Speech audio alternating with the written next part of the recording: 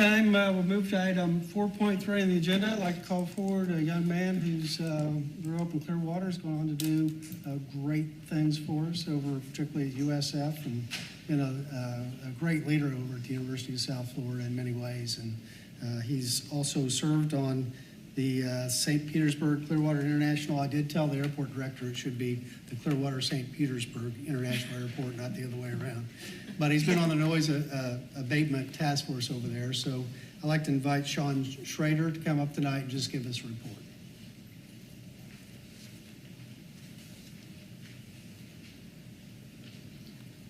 Well, thank you very much, Mayor and Council. I'm Sean Schrader. I've been very fortunate to call Clearwater home over the last 23 years, all my life. And thanks to your support, I've been really lucky to get engaged in a number of ways in our community.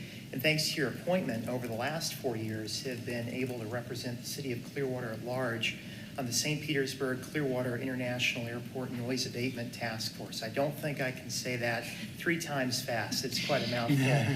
But I wanted to do 2 things tonight. One, just to kind of give you a brief overview of the work happening with the task force at the airport, and also thank you very much for the opportunity to serve. So many years ago, the Pinellas County Commission was kind of tired, I think, of receiving and fielding a lot of complaints coming in from residents who were in the direct flight path of different aircraft coming and going to the airport. So in partnership with the airport, they formed the task force. And essentially the task force brings together all of the municipalities that are within the direct flight path of aircraft that are coming and going at the airport to advise about different compliance activities within their quiet window and within their takeoff and landing procedures, as well as discuss the different complaints they receive, and then try and talk about ways to really understand how to mitigate those challenges. So the airport has in place a voluntary quiet window that goes from 11 p.m.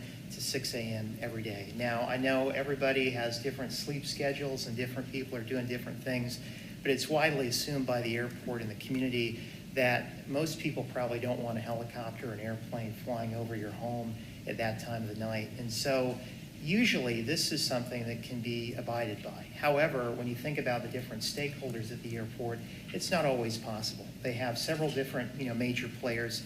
On the commercial side of it, you've got Allegiant Airlines, which does a ton of flights in and out of this airport to different cities around the country. You also have Sun Country. They're not as big, but they are kind of pronounced. On the private side, you have a lot of different things going on. You have flight training for soon-to-be pilots. You have business jets for private use. You also have medical transport for those you need to get to another part of the country. And you also just have recreational use. And then for your external partners, you have the Coast Guard, and then you have the Pinellas County Sheriff's Office. And so if you are a recreational pilot, I think you can plan out when your schedule is and when you want to fly your plane. But if you're Allegiant Airlines and you've got a weather delay that's happened in another part of the country, or you've had a medical incident take place on board the flight, that flight that maybe was supposed to get into our airport at 10:40 at night now has been delayed an hour and then comes in that quiet window. The same can be said if you're the Coast Guard. If there is a boat that's capsized out in the Gulf of Mexico, that's not scheduled, right? That can happen at any time. Or if you're the Pinellas County Sheriff's Office, if they're looking to help deputies on the ground, to assist in apprehending a criminal, none of that kind of stuff is scheduled. And so I am happy to report, though, with the last meeting that convened this summer of the task force, there is a 95% compliance rate with all of the activity that happens with different folks following these procedures, which I think is a great number. I mean, given the fact of how busy this community is, the number of activities that are going on, that I think shows the commitment by the different partners to do what they can to navigate that balance of having a busy community, an accessible community, but also one that is respectful of different residents. And I will say too, not everybody, I think, can always be happy with the aircraft activity. If you are directly over a flight path, there's reason to be concerned. You can submit complaints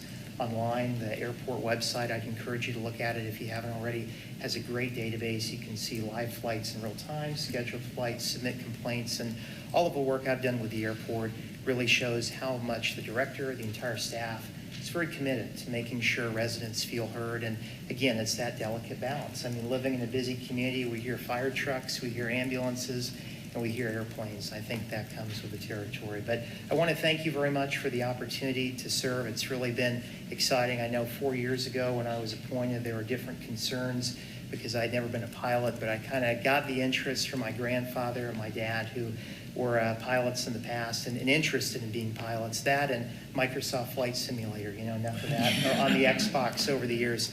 But because of an exciting opportunity to travel to Japan this fall to teach English, unfortunately, I will be resigning my position on the task force. But again, just want to thank you very much for the opportunity to serve. It's been really exciting.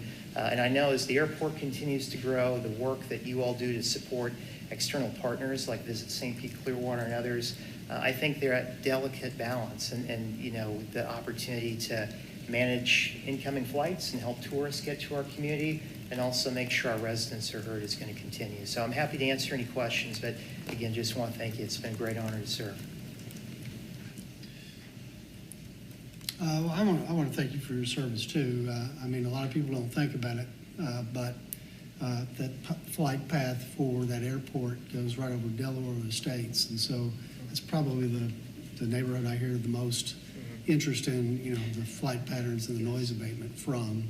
There are others it impacts too, but just was that your experience? Was there certain neighborhoods or parts of Clearwater that have more concerns than others? For the most part, Del Laurel Groves, that's definitely the highest. I think, again, because of my understanding, that's where Allegiant Airlines has, their scheduled departure and arrival kind of runway. And so you do hear other places, though, if the Coast Guard is flying over someone's home, maybe lower than their normal, flight level, or a lot of it is with the sheriff's office. Of course, sometimes they find someone in 5 or 10 minutes, but other times, they can go on for an hour, hour and a half. And I think, depending on who the pilot is, they kind of vary on what their flight level might be.